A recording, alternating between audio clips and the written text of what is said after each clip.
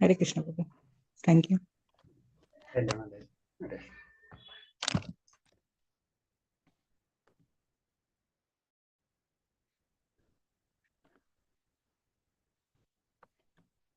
Okay, അപ്പൊ ഇത്തരം points ആണ് കേട്ടോ. അപ്പൊ എല്ലാവരും ഒന്നും കൂടെ ഞാൻ റിപ്പീറ്റ് ചെയ്യണേ.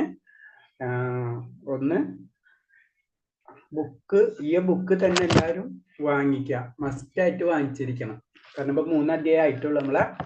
അപ്പൊ 3 അധ്യായം കഴിഞ്ഞ് നമ്മളെന്തായാലും ഈ ബുക്ക് എന്തായാലും വാങ്ങിച്ചിരിക്കുക. ബുക്ക് വാങ്ങിക്കാൻ ബുദ്ധിമുട്ടുണ്ടെങ്കിൽ നമ്പേഴ്സ് ഉണ്ട്, ആരായാലും കോണ്ടാക്ട് ചെയ്താൽ നമ്പർ പറഞ്ഞാലും അവര് ഗുരുവായൂരിന്നുള്ള ടീമുണ്ട്, അവർ നേരിട്ട് ബുക്ക് ഓൺലൈനിൽ പോസ്റ്റ് അയച്ചു തരും. അല്ല നിങ്ങൾക്ക് വേറെ ഉണ്ടെന്ന് വെച്ച് കഴിഞ്ഞാൽ ഓൺലൈനിലായാലും നമുക്ക് ഇത് വാങ്ങിക്കാൻ കിട്ടും, ഓൺലൈനിലായാലും വാങ്ങിക്കാം. ബുക്ക് വാങ്ങിക്കണം. പിന്നെ ക്ലാസ് തുടങ്ങണേനും നമ്മളിപ്പോൾ എന്തായാലും 3 മണിക്ക് ക്ലാസ് തുടങ്ങുന്നത് അറിയാം. അപ്പൊ നമ്മളൊരു 2:30 ഒക്കെ ആകുമ്പോഴേക്കും നമ്മൾ റെഡി ആവാം. അപ്പൊ ഒരു അരമണിക്കൂർ നമ്മൾ ബുക്ക് വായിക്കാം. അതിൽ നമുക്കറിയാം ഇപ്പൊ ഇന്ന് 30 ശ്ലോകം വരെ ആയിട്ടുണ്ട്. ഒന്നെങ്കിലും സംശയം ഉണ്ടെങ്കിൽ യൂട്യൂബിൽ നോക്കിയാൽ അറിയാം ലാസ്റ്റ് എത്രയൊക്കെ ആയിട്ടുണ്ടെന്ന്. അപ്പൊ നമുക്കറിയാം ഒരു 10-15 ശ്ലോകം വായിച്ചിട്ട് അതിന്റെ മീനിങ്ങും കാര്യങ്ങളും വായിക്കുക. അപ്പൊ അതിൽ ഡൗട്ട് ഉണ്ടെങ്കിൽ അതിൽ തന്നെ മാർക്ക് ചെയ്ത് വെക്കുക. എന്നിട്ട് ലാസ്റ്റ് ടൈമിൽ അത് ചോദിക്കുക. അപ്പൊ ഒന്നുകൂടെ ക്ലിയർ ആയിട്ട് പോകും. പിന്നെ വേറെ ഒരു വെച്ച് കഴിഞ്ഞാൽ നമ്മൾ അറിയാണ്ട് തന്നെ കുറച്ച് മുന്നേ തന്നെ നമ്മൾ മാനസികമായിട്ട് തയ്യാറെടുക്കണം. അല്ല ഭഗവാന്റെ അടുത്തേക്ക് പോകണം. നമ്മൾ പൂജ ചെയ്യുമ്പോൾ ആദ്യം തന്നെ പല കാര്യങ്ങളും ചെയ്തിട്ട് പൂജ ചെയ്യണ പോലെ തന്നെ അതേപോലെ തന്നെ നമുക്ക് കൺസിഡർ ചെയ്യാം, കറക്റ്റായിട്ട് അതിലേക്ക് കടക്കാം. പിന്നെ ആവുന്നത് എല്ലാവരും ഒന്ന് ടൈമിന് വരാൻ നോക്കാം. അപ്പൊ നമ്മൾ മിസ്സിങ് വരില്ല. അത്രേ ഉള്ളൂ. അപ്പൊ ഇത്രേ ഉള്ളൂ കാര്യങ്ങൾ. അപ്പൊ ഇത് നമ്മൾ 2 കാര്യങ്ങൾ. ഒന്ന്, പിന്നെ അതേപോലെ തന്നെ നാമം നമ്മൾ ജപിക്കണം. അറ്റ്ലീസ്റ്റ് 2 പ്രാവശ്യങ്ങളിൽ ജപിക്കുക. 16 പറയുന്നത് 16 നമുക്കിപ്പോ ഒന്നും പറ്റില്ല. പതുക്കെ പതുക്കെ നമുക്ക് ഉയർന്നു വരുമ്പോൾ അതൊക്കെ ചെയ്യാൻ പറ്റും. അതിന് ഭഗവാന്റെ അനുഗ്രഹം തന്നെ വേണം. അപ്പൊ ആദ്യം തന്നെ നമ്മൾ 2 മാല നമ്മൾ സ്റ്റാർട്ട് ചെയ്ത് കഴിഞ്ഞ് അപ്പൊ 2 മാലെങ്കിലും നമ്മൾ ശ്രമിക്കുക എല്ലാവരും. അതിന് പ്രത്യേക സമയവും കാലങ്ങളൊന്നും ഇല്ല. നമ്മൾ ഈവൻ ക്ലാസ് തുടങ്ങുന്നതിന് മുന്നും നമുക്ക് ചെയ്യാം. അപ്പൊ ഞാനത് ചോദിച്ചിട്ട് പറയാം നമ്മള് അങ്ങനത്തെ കാര്യങ്ങൾ മാതാജിമാരോട് ചോദിച്ചിട്ട്. പരേഷണ. അപ്പൊ നമുക്ക് 31ാമത്തെ ശ്ലോകം. ഏമേ മതമിതം നിത്യ അനുദിഷ്ടതി മാനവാ ശ്രദ്ധവന്ദനസൂയന്തോ മുച്യതോഥേപി കർമ്മഭി.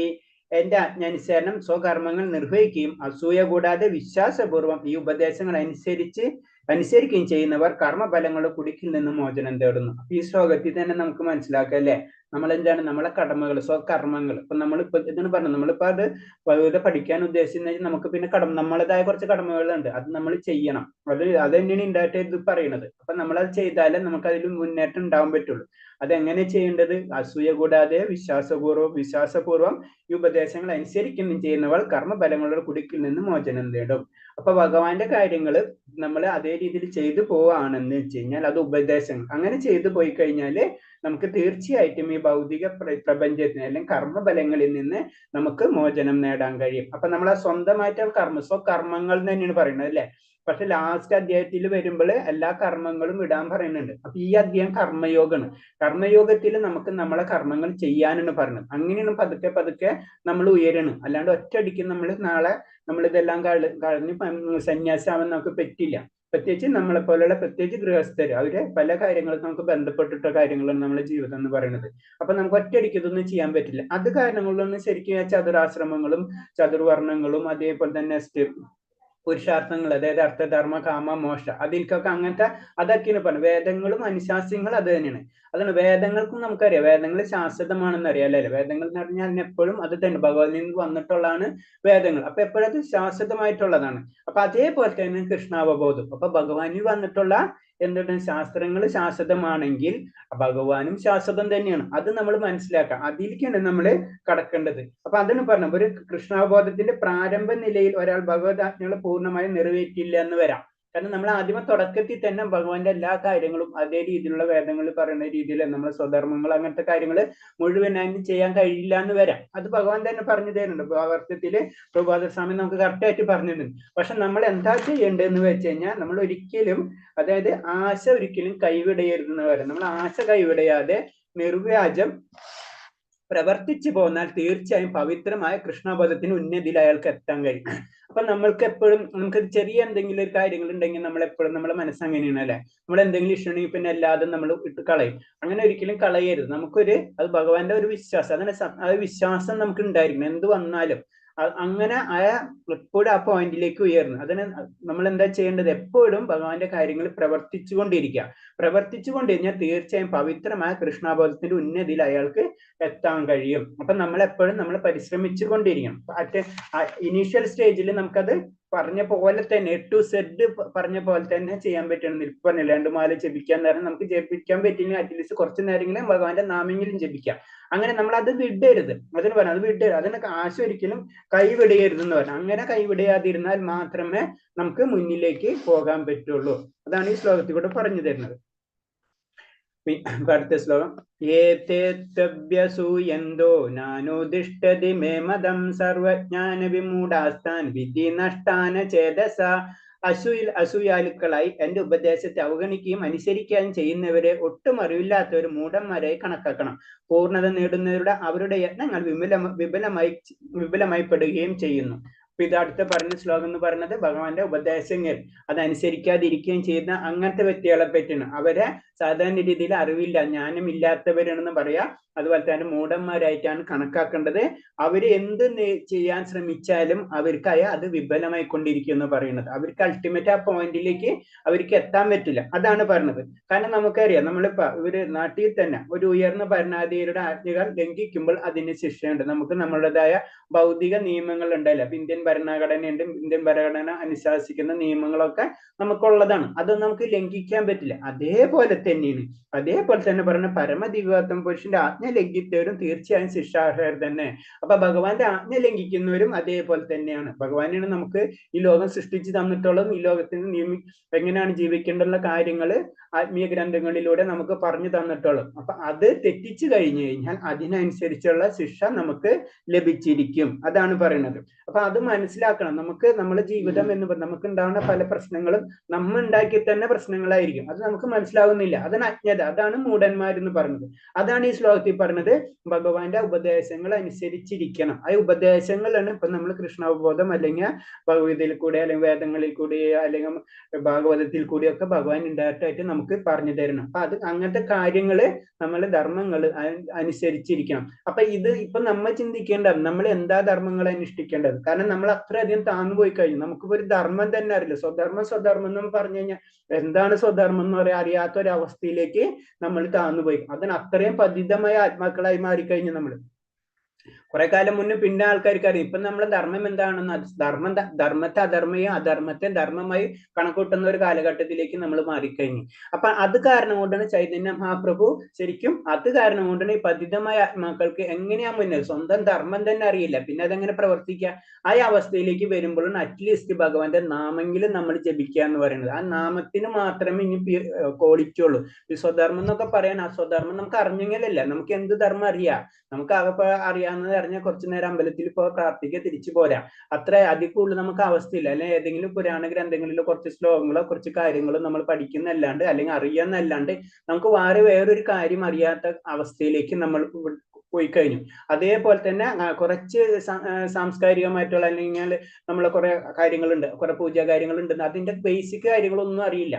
അപ്പൊ അത് ശരിയാണോ തെറ്റാണെന്നൊന്നും അറിയില്ല. അത്രയും അധപ്പതിച്ചു കഴിഞ്ഞു. അതിന് പതിതമായ ആത്മാക്കൾ തന്നെയാണ് ചൈതന്യ മഹാപ്രഭു പറയുന്നത്. കാരണം അതിനുവേണ്ടി ഭഗവാൻ അവതരിച്ചതാണ് ചൈതന്യ മഹാപ്രഭുവിന്റെ അവതാരം തന്നെ. അപ്പൊ അവതരിച്ചതിന് ശേഷം ചൈതന്യ മഹാപ്രഭു എല്ലാവരും പറഞ്ഞു വെച്ചത് അറ്റ്ലീസ്റ്റ് ഇതെങ്കിലും ജപിക്കുക. കാരണം ഭഗവാന്റെ നാമെങ്കിലും ജപിക്കുക. അങ്ങനെ നമുക്ക് ഇനി അതിന് ഉയരാൻ കഴിയുള്ളൂ. അതിന്റെ സ്വധർമ്മം എന്നൊക്കെ പറയുമ്പോ അതിനേലും അറിയാത്ത ഒരവസ്ഥയിലേക്ക് നമ്മൾ മാറിക്കഴിഞ്ഞു. അപ്പൊ അതിന് പറഞ്ഞ അപ്പൊ ഭഗവാന്റെ ആജ്ഞകൾ നമ്മൾ നിറവേറ്റണം, അതിലേക്ക് നമ്മൾ ഉയരണം. ആ ആജ്ഞ അറിയണം. നമ്മൾ ആദ്യം തന്നെ ആജ്ഞ അറിയണം എന്ന് വെച്ചാൽ ഭഗവാനെ പറ്റി അറിയണം. ഭഗവാനെ അറിയണമെന്ന് വെച്ചാൽ അറ്റ്ലീസ്റ്റ് നമുക്ക് ഒന്നും അറിയാത്ത അവസ്ഥയിൽ കാരണമുണ്ട് ഭഗവാന്റെ നാമം നമ്മൾ ജപിക്കുക. അത് ഞാൻ പറഞ്ഞു 2 പ്രാവശ്യമെങ്കിലും 2 മാലെങ്കിലും നമ്മൾ ജപിക്കുക. അങ്ങനെ മാലകൾ ജപിച്ച് തുടങ്ങിയാലോ നമുക്ക് അതിനുള്ള ഒരു ടേസ്റ്റ് വരും പതുക്കെ. അത് അതിന്റെ സ്റ്റെപ്പാണ്. അതിൽ പറഞ്ഞ മാല ജപിക്കുമ്പോ തന്നെ പറഞ്ഞ ആദ്യം നമുക്ക് ജപിക്കുന്ന സമയത്ത് നമുക്ക് വലിയ ഇൻട്രസ്റ്റ് ഒന്നും ഉണ്ടാവില്ല. കാരണം നമ്മൾ പല കാര്യങ്ങളും ഓർമ്മകളും ഇതൊന്നും നമുക്ക് പല രീതിയിൽ ഭൗതികമായിട്ടുള്ള പല കാര്യങ്ങളായിരിക്കും നമ്മൾ ആ ചെയ്യുന്ന സമയത്ത് ഉണ്ടാവും. പിന്നത്തെ സ്റ്റേജിൽ വരുമ്പോഴാണ് നമുക്ക് ഭൗതികമായിട്ടുള്ള ആസക്തി പതുക്കെ പതുക്കെ കുറഞ്ഞു വരുന്നത്. അത് കഴിഞ്ഞതിന് ശേഷം പിന്നെ നമ്മൾ മൂന്നാമത്തെ ലെവലിൽ എത്തുമ്പോൾ അതീന്ദ്രിയ അവസ്ഥയിലേക്ക് നമ്മൾ അപ്പൊ അതിനു മുമ്പ് പല മാറ്റങ്ങൾക്കും നമുക്ക് ഇൻഡയറക്റ്റ് ആയിട്ട് പല മാറ്റങ്ങളും ജീവിതത്തിലും മാനസികമായിട്ടുള്ള വ്യത്യാസങ്ങളൊക്കെ വന്നു തുടങ്ങും. അതാണ് അതീന്ദ്രിയമായ അവസ്ഥ. അതീന്ദ്രിയമായ അവസ്ഥയിലെ ഭഗവാനിലേക്ക് നമുക്ക് അടുക്കാൻ പറ്റും. അതാണ് ഭക്തി. അവിടെയാണ് നമ്മൾ എത്തേണ്ടത്. ആ ഭക്തിയിലേക്കാണ് നമ്മൾ മാറേണ്ടത്. അപ്പൊ ഇതൊന്നും അറിയാത്ത വ്യക്തികളെയാണ് ശരിക്കും മൂഢന്മാരെന്ന് പറയുന്നത്. അവരൊരിക്കലും ഭഗവാന്റെ ഉപദേശങ്ങളൊക്കെ സ്വീകരിക്കില്ല. അവര് അവഗണിച്ചുകൊണ്ടിരിക്കും ഏത് സമയത്ത്. അതാണ് ഈ ശ്ലോകത്തിൽ കൂടെ പറയുന്നത്. ഇനി 33-ാമത്തെ സദൃശം ചേഷ്ടതേ സ്വാസ്യ പ്രകൃതി ജ്ഞാനവാനഭി പ്രകൃതിം യാന്തി ഭൂതാനി നിഗ്രഹം കിം കരിഷ്യതി. തന്റെ പ്രകൃതിക്ക് സോറി, ഞാനിത് ഷെയർ ചെയ്തില്ല, ആരും പറഞ്ഞില്ല.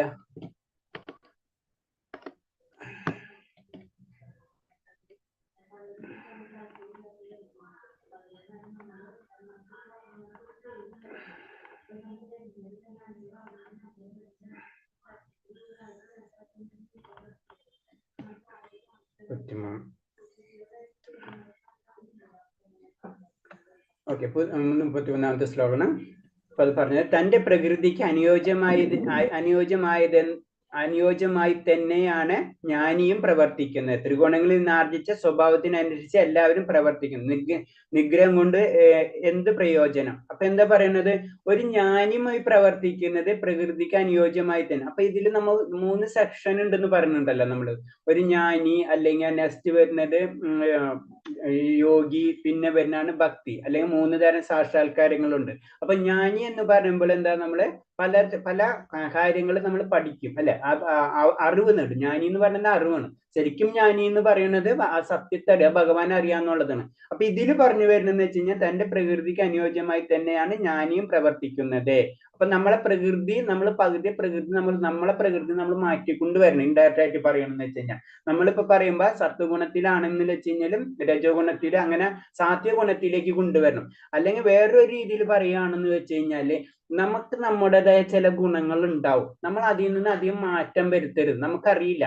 അതായത് നമ്മളിപ്പം ബേസിക് ആയിട്ട് നമ്മളെ 4 ഗുണങ്ങളായിട്ടാണ് വർണ്ണങ്ങളായിട്ടാണ് തിരിച്ചിട്ടുള്ളത് അല്ലെ, സത്യം പറഞ്ഞു കഴിഞ്ഞാൽ. അപ്പൊ അതിൽ ഒരു ശൂദ്രനുണ്ട്, വൈശ്യരുണ്ട്, ക്ഷത്രിയരുണ്ട്, ബ്രാഹ്മണരുണ്ട്. നമ്മളെ തന്നെ അനലൈസ് ചെയ്യണം. കാരണം എന്താ വെച്ചാൽ നമ്മൾ ഏത് വിഭാഗത്തിൽ പെടണം എന്ന് വെച്ച് കഴിഞ്ഞാല്, കാരണം ചിലപ്പോൾ നമുക്ക് സപ്പോർട്ട് നമ്മളെല്ലാവരെയും എങ്ങനെ സഹായിക്കാന്നുള്ള ഒരു മൈൻഡ് ഉണ്ടെങ്കിൽ നമ്മൾ ശൂദ്ര ലെവലിലാണ് നമ്മൾ നിൽക്കുന്നത്. അപ്പൊ പിന്നെ പെട്ടെന്ന് നമുക്ക് ആ ശൂദ്ര ലെവലിൽ നിന്നിട്ട് നമുക്ക് രജോ ഗുണത്തിലുള്ള കാര്യങ്ങൾക്ക് നമുക്ക് ചെയ്യാൻ വളരെ ബുദ്ധിമുട്ടായിരിക്കും. അതാണ് നമ്മളെ ധർമ്മം എന്ന് പറഞ്ഞ ഇൻഡയറക്റ്റ് ആയിട്ടുള്ള മീനിങ്. സ്വധർമ്മം എന്ന് പറഞ്ഞാൽ അതാണ് നമ്മുടെ ധർമ്മം എന്ന് പറയുന്നത്. നമ്മളെ പ്രകൃതി നമ്മൾ അതിനനുസരിച്ചാണ് നമ്മളെ പല ജന്മങ്ങളിൽ കൂടിയിട്ട് നമ്മൾ ആ വാസന നമ്മൾ ഉണ്ടാക്കിയിട്ടുണ്ടാവും. അതിന് ഭഗവാൻ 4 വർണ്ണങ്ങൾ എന്ന് പറയുന്നത് ഇൻഡയറക്റ്റ് ആയിട്ട് പറയണെങ്കിൽ. ഇപ്പൊ നമ്മൾ എല്ലാവരെയും സഹായിക്കുക എന്നുള്ള, അതാണ് ശരിക്കും ശൂദ്രരല്ല. അവര് എല്ലാവരെയും സഹായിക്കും എന്നുള്ള മൈൻഡ് ആയിരിക്കും. അപ്പൊ നമ്മളും അതാണെന്ന് വെച്ച് കഴിഞ്ഞാൽ വർണ്ണം കൊണ്ടല്ല, നമ്മളിപ്പോഴത്തെ കാസ്റ്റ് സിസ്റ്റം അല്ല പറയുന്നത്. നമുക്ക് തന്നെ അറിയാൻ പറ്റും, നമുക്ക് മറ്റുള്ളവര് സപ്പോർട്ട് സഹായിക്കും എന്നുള്ള ഒരു മെന്റാലിറ്റി അങ്ങനെ വരണമെന്ന് വെച്ച് കഴിഞ്ഞാൽ ആ വ്യക്തി എടുത്തിട്ട് ആ വ്യക്തിക്ക് രജോ ഗുണം എല്ലാവരെയും കൺട്രോൾ ചെയ്യണം. രജോ ഗുണം എന്ന് പറഞ്ഞാൽ കൺട്രോളിങ് ആണല്ലേ. അവിടെ ചെന്ന് കഴിഞ്ഞാൽ ആ വ്യക്തിക്ക് അവിടെ അവസരങ്ങൾ കിട്ടൂല, ഭയങ്കര ഡിസ്റ്റർബ് ആവും. അപ്പൊ അതിന് പറയാം നമ്മളെ ധർമ്മം നമ്മൾ ചെയ്യുക. നമുക്ക് മനസ്സിലായി കഴിഞ്ഞാൽ അത് നമ്മൾ ഇപ്പൊ രജോ ഗുണത്തിലുള്ള ഒരു വ്യക്തിയാണെന്ന് വെക്കുക. അതായത് ഇതിൽ വരുന്ന വ്യക്തി നെക്സ്റ്റ് ക്ഷത്രിയ ലെവലിലുള്ളവർ, അവരെന്ന് വെച്ച് കഴിഞ്ഞാൽ എല്ലാവരും അയ ലെവലിലുള്ളവരായിരിക്കും. അപ്പൊ അവര് ആ ലെവലിൽ തന്നെ ജീവിത മാർഗങ്ങളും കാര്യങ്ങളും അവർ ചെയ്തുകൊണ്ടിരിക്കണം. അല്ലെങ്കിൽ അവരെ പ്രോബ്ലം എന്ന് വെച്ചാൽ അവർ വേറൊരു സ്ഥലത്ത് പോയി കഴിഞ്ഞാൽ അവരവിടെ വിജയിക്കില്ല, അവർക്ക് അവിടെ പ്രോബ്ലം സ്റ്റാർട്ട് ആവും. അതാണ് ഇതിൽ പറഞ്ഞത്. അതാണ് ഭഗവാൻ പറഞ്ഞ വർണ്ണങ്ങൾ 4 സൃഷ്ടി. അപ്പൊ അതാണ് നമ്മളെ ധർമ്മം.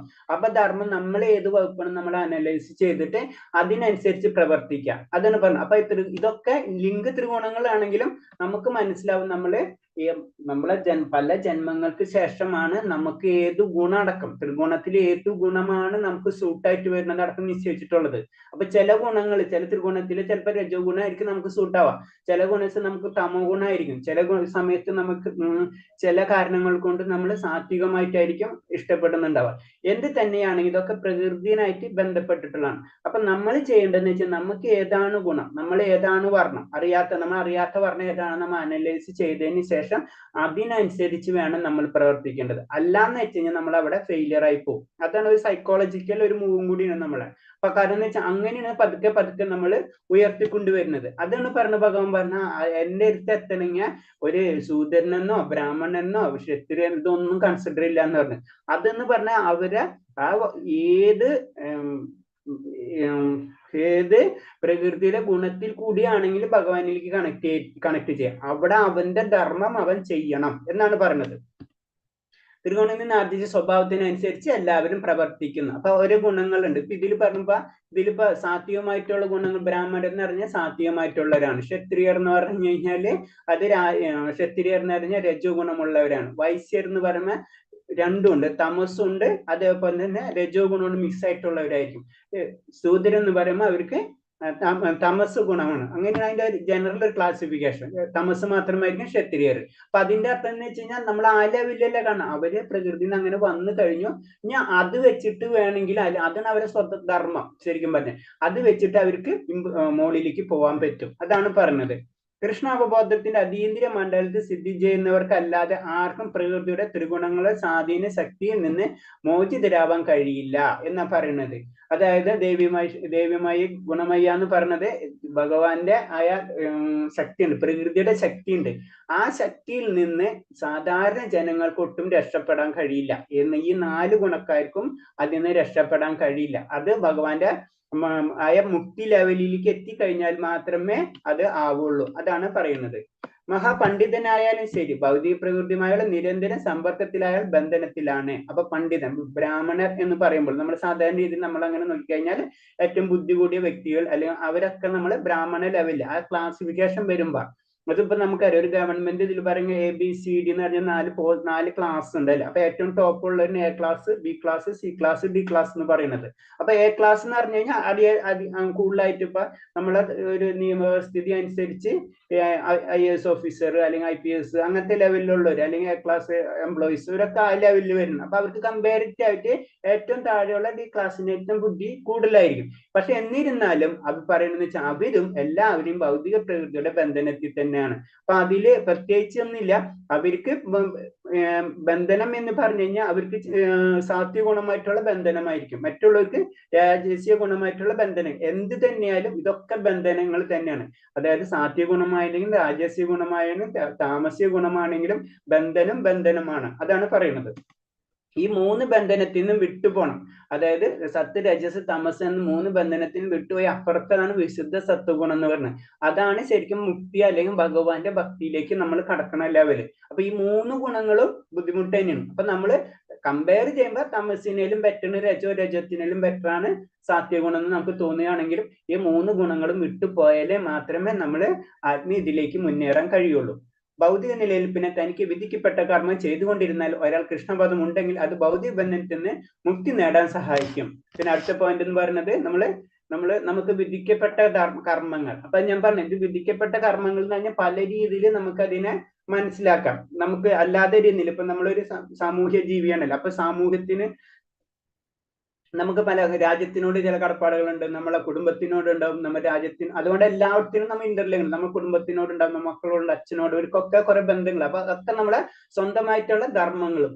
അത് കൂടാതെ അത് സധർമ്മം ജനറൽ ആയിട്ട് പറയുമ്പോൾ നമുക്ക് അങ്ങനെ കൺസിഡർ ചെയ്യാം. കൂടാതെ വേറൊരു കാര്യം ഇതിൽ നിന്ന് മനസ്സിലാക്കേണ്ടത് ഇതാണ്. കാരണം എന്ന് വെച്ച് കഴിഞ്ഞാല്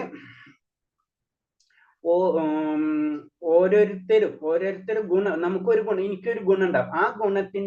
ആ ഗുണം തന്നെ പ്രകൃതിയുടെ ഗുണമായിരിക്കും. എനിക്ക് ഇപ്പൊ സാത്വികമായിട്ട് ഗുണമായിരിക്കും, രാജസ്യമായിട്ട് ഗുണമായിരിക്കും, അല്ലെങ്കിൽ നമുക്ക് ബ്രാഹ്മണീയ ലെവലിലുള്ളതായിരിക്കും, അല്ലെങ്കിൽ ക്ഷത്രിയർ. അപ്പൊ നമ്മൾ എന്താണെന്ന് മനസ്സിലാക്കി അതിനനുസരിച്ച് പ്രവർത്തിച്ചു കഴിഞ്ഞാൽ, ഇതാണ് കർമ്മയോഗമാണ് നമ്മൾ പറയുന്നത്. അതിനനുസരിച്ച് പ്രവർത്തിച്ചു കഴിഞ്ഞാൽ നമുക്ക് ഇമ്പ്രൂവ്മെന്റ് ഉണ്ടാവാനുള്ള സാധ്യത കൂടാണ്. അത് ഭക്തിയിൽ കൂടെ കടന്നാലും ഭൗതികയിൽ കൂടെ കടന്നാലും ഒക്കെ കറക്റ്റാ. ഏത് വഴി വഴി നോക്കിയാലും അതിൽ ഇമ്പ്രൂവ്മെന്റ് ചെയ്യും. ഞാൻ എന്താണ് അപ്പൊ നമ്മളെ ക്യാരക്ടറിനെ അനലൈസ് ചെയ്തിട്ട് അതിലേക്ക് പോയി മുഴുവനായിട്ട് നമ്മൾ കടക്കണം. പിന്നെ ഇതിൽ പറയണെന്ന് വെച്ച് കഴിഞ്ഞാൽ കൃഷ്ണബോധന ആകാതെ ആർക്കും തനിക്ക് വിധിക്കപ്പെട്ട കർമ്മങ്ങൾ ഉപേക്ഷിക്കാൻ പാടില്ല എന്ന് പറയുന്നത്. കാരണം നമുക്ക് വിധിക്കപ്പെട്ട കർമ്മങ്ങളുണ്ട്. നമുക്ക് ഒരു കുടുംബജീവിതം നയിച്ചുകൊണ്ടിരിക്കുമ്പോൾ പെട്ടെന്ന് ഒരു ഒറ്റ ദിവസം കൊണ്ട് ഇതൊക്കെ നിർത്തിയിട്ട് നമുക്ക് പോകാൻ പറ്റില്ല അല്ലെ. അങ്ങനെ പോയി കഴിഞ്ഞാല് അങ്ങനെ പോയി കഴിഞ്ഞാൽ ഒരിക്കലും അതീന്ദ്രിയ അവസ്ഥ അയാൾക്ക് അതിന് പറഞ്ഞ പൊടുന്നതിന് ഒരാൾക്ക് തന്റെ നിർദ്ദിഷ്ട കർമ്മം ഉപേക്ഷിച്ച ഒരു യോഗി അതീന്ദ്രിയോ ആയി അഭിനയിക്കരുത്. അപ്പൊ പിന്നെ അത് അഭിനയ എന്നാണ് പറയുന്നത്. കാരണം ഇതൊക്കെ വിട്ടു പോവാന്ന് പറഞ്ഞു കഴിഞ്ഞാൽ അയാൾ ഒരിക്കലും വിടാൻ കഴിയില്ല, അത്ര അറ്റാച്ച്മെന്റ് വന്നിട്ടുണ്ടാവും. അപ്പൊ അതൊരു അഭിനയം, അങ്ങനെ ആവരുതെന്നാ പറയുന്നത്. സ്വന്തം സ്ഥിതിയിൽ നിന്നുകൊണ്ട് തന്നെ ഉത്തമമായ പരിശീലന വഴി കൃഷ്ണബോധം നേടാൻ ശ്രമിക്കുകയാണ് വേണ്ടത്. അപ്പൊ നമ്മുടെ ലെവലിൽ ഏതാണ് ആ ലെവലിൽ നിന്നുകൊണ്ട് തന്നെ നമ്മൾ പതുക്കെ പതുക്കെ കൃഷ്ണബോധം നേടാൻ ശ്രമിക്കണം. അങ്ങനെ ചെയ്താൽ കൃഷ്ണന്റെ മായാവലയത്തിൽ നിന്ന് മോചനം നേടും. അങ്ങനെയാണ് നമ്മൾ ചെയ്യണം. അപ്പോഴാണ് കൃഷ്ണന്റെ തന്നെയാണ് മായാവലയ അല്ലെ.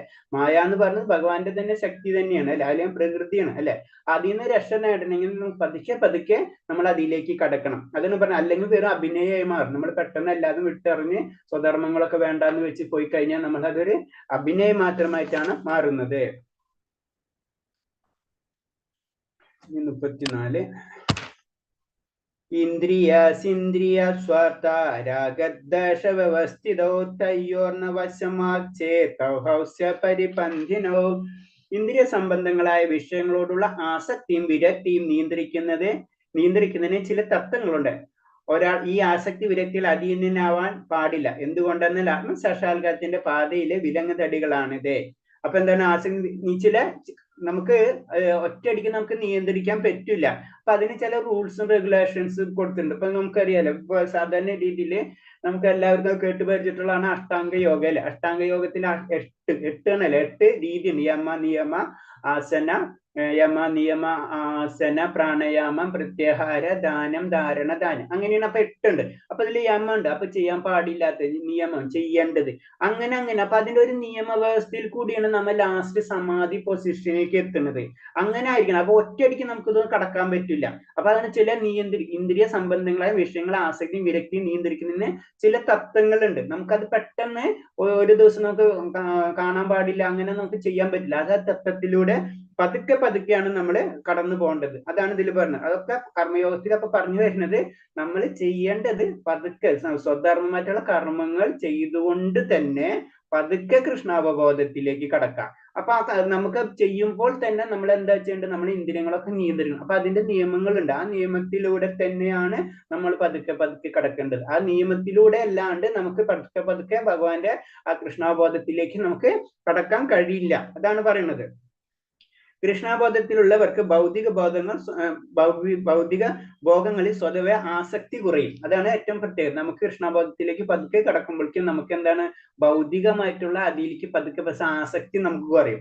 അതാണ് ഇതിന്റെ ഏറ്റവും പ്രത്യേകത. ആസക്തി കുറഞ്ഞു തുടങ്ങിക്കഴിഞ്ഞാൽ നമുക്ക് മനസ്സിലാക്കാൻ നമ്മളെ തന്നെ നമ്മൾ അറിയാൻ തുടങ്ങണം ഇൻഡയറക്റ്റ് ആയിട്ട്. അങ്ങനെ അറിയാൻ തുടങ്ങുമ്പോൾ ആസക്തി നമുക്ക് കുറയും. നമുക്ക് അതിന്റെ അപ്പുറത്തെ ലോകത്തിനെ പറ്റി നമ്മളെ ആഗ്രഹം വന്നു തുടങ്ങി. മറ്റുള്ളവർ ധർമ്മശാസ്ത്രപ്രോക്തമായ നിബന്ധനകൾ അനുസരിക്കണം.